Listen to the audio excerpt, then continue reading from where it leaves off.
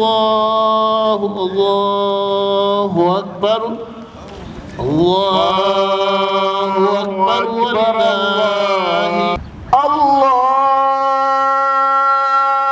أكبر والله الله أكبر الله أكبر الله أكبر الله أكبر الله أكبر الله أكبر الله أكبر الله أكبر بسم الله الرحمن الرحيم الحمد لله رب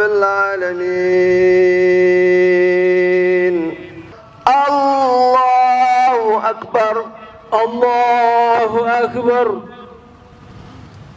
السلام عليكم ورحمة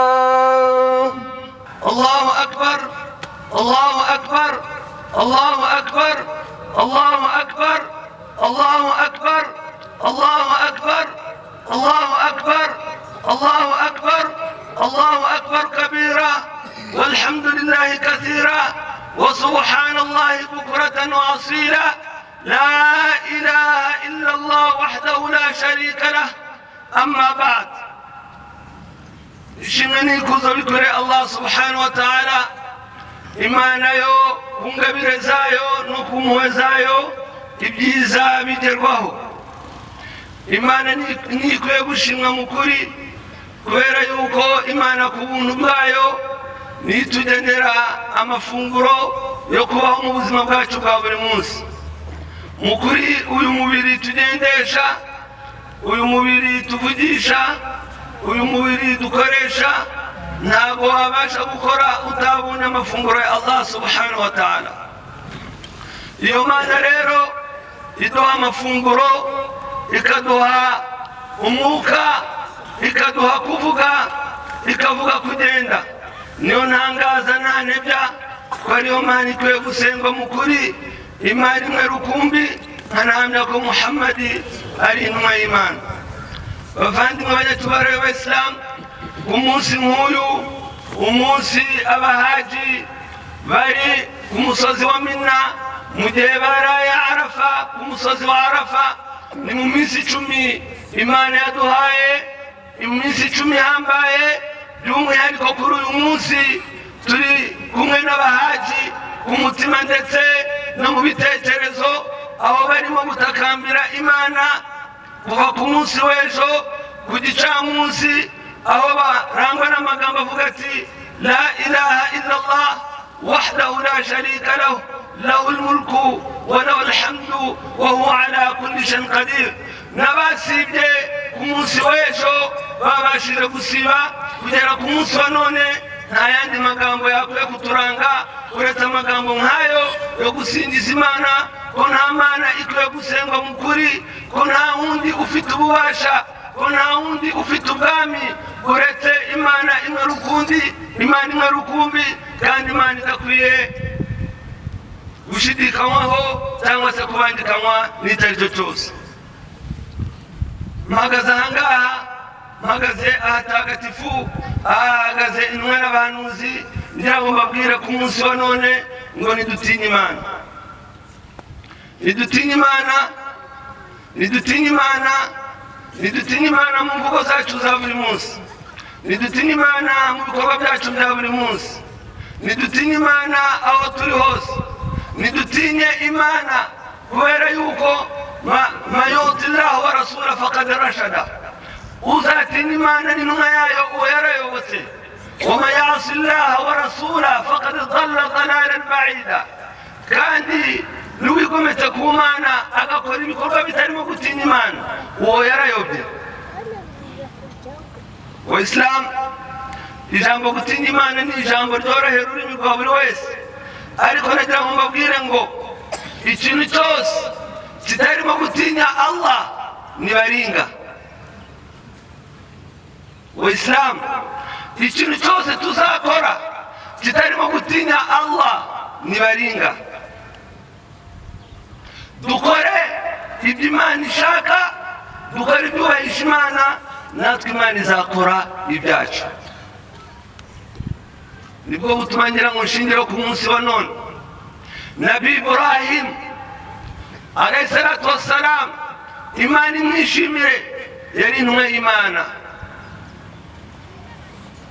yatinye Imana, yakoze ibyo Imana ishaka, nawe Imana imukorera ibyo ashaka, nawe Imana iramwuzuriza.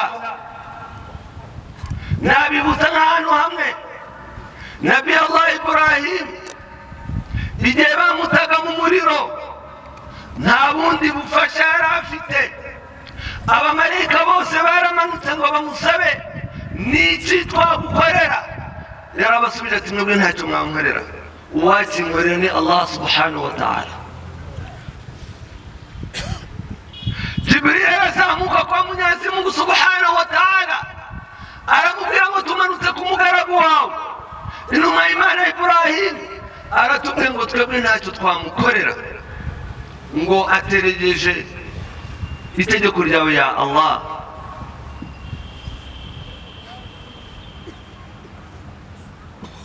Allahu akbar, Allahu akbar. Nabi Ibrahim ari mu muriro, nyina umubyara bamutaye mu muriro, arimo kureba umwana we bamutaye mu muriro.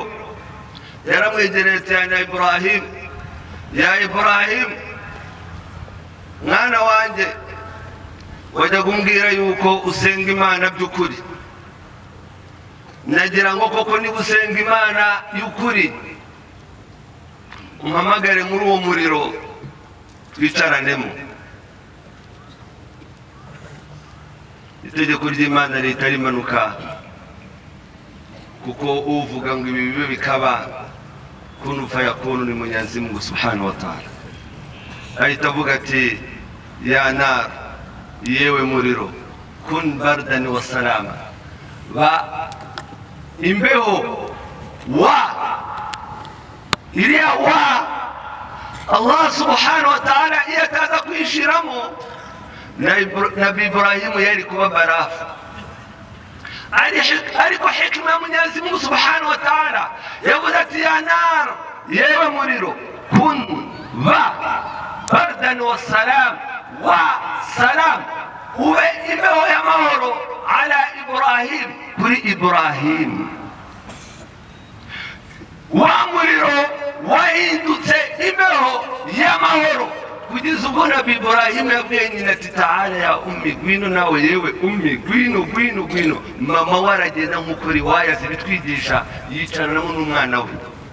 Umuriro urinda ukongoka, Nabi Ibrahim avamo bisalama wa salamati, avamo nta kimubayemo, kubera gutinya Allah subhanahu wa ta'ala.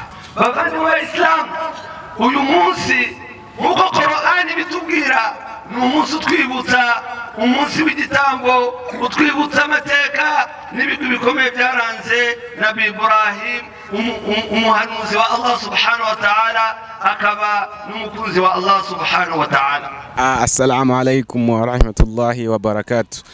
Ngira ngo turangije gusenga umunsi mukuru wa Eid al-Adha hano kuri stade mpuzamahanga ya Huye. Twahawe inyigisho na Sheikh Habimana Hamdan. Ni byinshi yavuze, ndakeka buri wese ari bukuremo inyigisho ziwe. Tuboneraho nka Olenga TV kwifuriza umuyisilamu wese, haba Huye haba no mu Rwanda hose, umunsi mwiza wa Eid al-Adha, dusangira twese nk'abayisilamu. Wa haza, assalamu alaikum wa rahmatullahi wa barakatuh.